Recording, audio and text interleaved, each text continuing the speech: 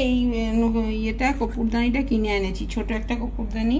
আমার এখানে কর্পূরদানি নেই, আর একটা পুজোর আছে শাশুড়ির কাছে, তো বারবার বলতে হবে বা এনে করতে হবে। সেই কর্পূরদানিতে কর্পূর দিচ্ছি।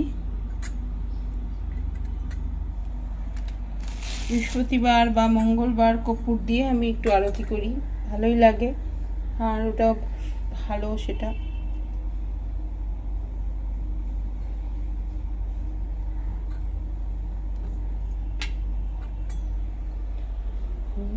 जय लक्ष्मी माता मैया, जय लक्ष्मी माता।